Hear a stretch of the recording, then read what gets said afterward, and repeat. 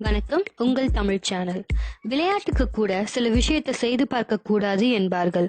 ஆனால் தெரிந்தோ தெரியாமலோ அதிக ஆபத்தை விளைவிக்கும் சில விஷயங்களை கார் ஓட்டும் போது சிலர் அன்றாடம் செய்கின்றனர்.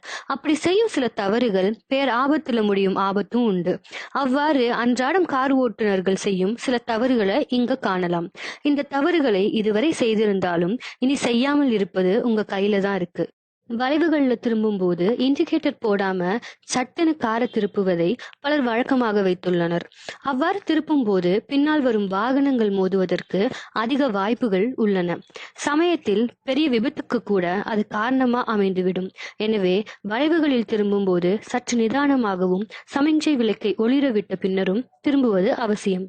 நகர்ப்புறங்கள்ல சிலர் ஹைபீம் ஹெட்லைட்டை ஒளிர விட்டபடியே செல்வாங்க.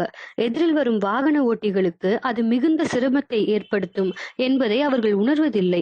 அதே போன்று ஒரு வழித்தடம் கொண்ட சாலைகளிலேயும் ஹைபீம் விளக்கிலேயே தொடர்ந்து வாகனத்தை செலுத்துவார்கள். சில சமயம் எதிரில் வரும் வாகன ஓட்டிகள் கண்கூச்சம் ஏற்பட்டு அந்த வாகனம் உங்கள் வாகனத்திலேயே மோதும் ஆபத்தும் அதிகம் உள்ளது. சிலர் வீட்டில் நாற்காலியில் அமர்ந்திருப்பது போல இருக்கையை பின்னால் தள்ளிவிட்டும் சாய்த்து கொண்டும் அமர்ந்து செல்கின்றனர். இதனால் விரைவாக உடல் சோர்வு ஏற்பட்டு தூக்கம் வரும் ஆபத்தும் உள்ளது. அது மட்டுமில்ல, கிளட்ச், பிரேக், பெடல்களை அவசரத்தில் கட்டுப்படுத்தும் சிரமமும் ஆகிவிடும்.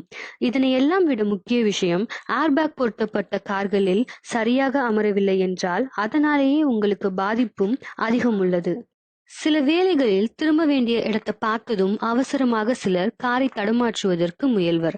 இதுவும் பெரிய விபத்துகளுக்கு வழியாக அமையும். சிறிது சுற்றி வரும் நிலை ஏற்பட்டாலும் இந்த விஷயத்தில் அவசரப்பட வேண்டாம். சிலர் வேகமாக செல்லும் தடத்தில் காரை மிக மெதுவாக உருட்டி கொண்டு செல்வர். இதனையும் தவிர்ப்பது அவசியம். போக்குவரத்து நெரிசலுக்கு வழிவகுக்கும் என்பதுடன் வேகமாக வரும் வாகனங்கள் ஒன்றை ஒன்று முந்தும் போது விபத்துகளுக்கும் வழிகோலும். தற்போது பல கார்களில் பகல் நேர விளக்குகள் கொடுக்கப்படுகின்றன.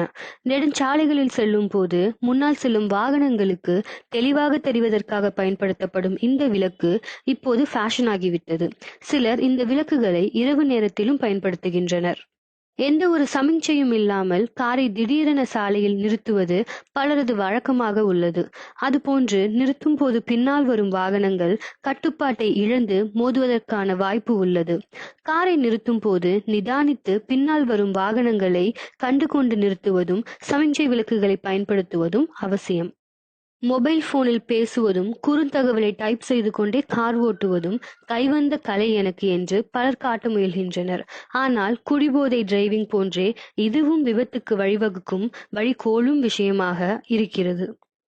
சைடு மிரர்கள் மற்றும் காரின் உட்புறத்தில் இருக்கும் ரியர்வியூ மிரரை சரியான திசையில் வைத்துக் கொண்டு செல்வது அவசியம். இதன் மூலமாக பின்னால் வரும் வாகனங்களின் நடமாட்டத்தை எளிதாக கணிக்க முடியும். மேலும் இது போன்ற சுவாரஸ்யமான தகவல்களுக்கு யூடியூப் தமிழ் சேனலை சப்ஸ்கிரைப் செய்யவும். நன்றி.